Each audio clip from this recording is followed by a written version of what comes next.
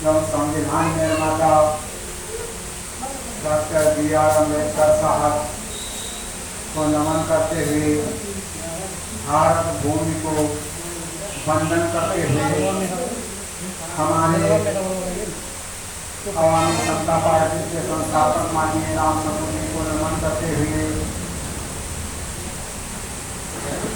मैं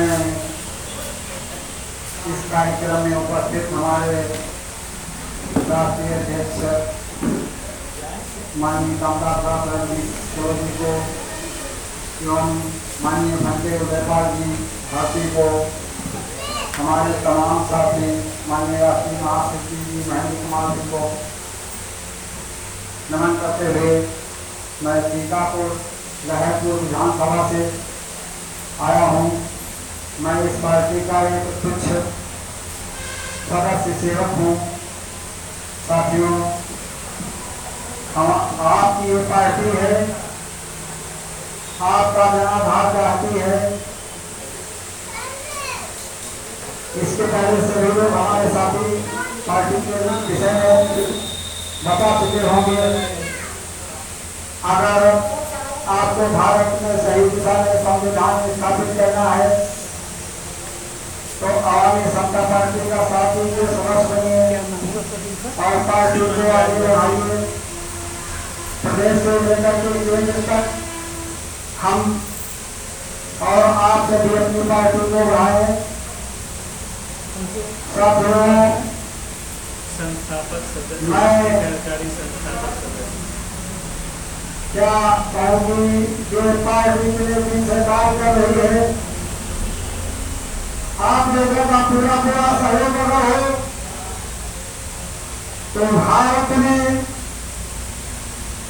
जो पूर्ण रूप से स्वतंत्रता नहीं मिली है, संविधान तरीके से लागू है, ये आपकी आवामी जनता पार्टी उसको जरूर लागू कराएगी।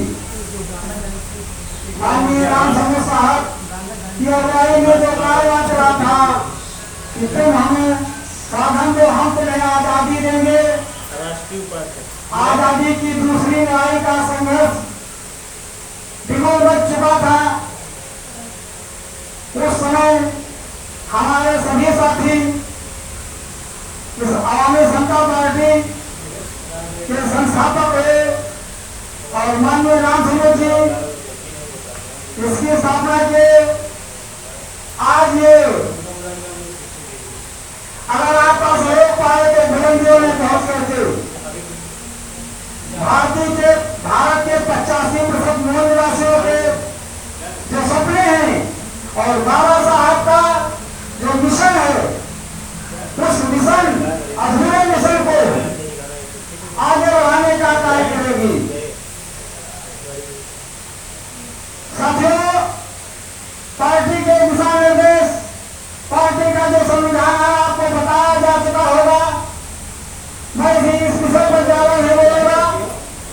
मैं चाहता हूँ आप लोग सभी लोग कम हो, मगर फिर भी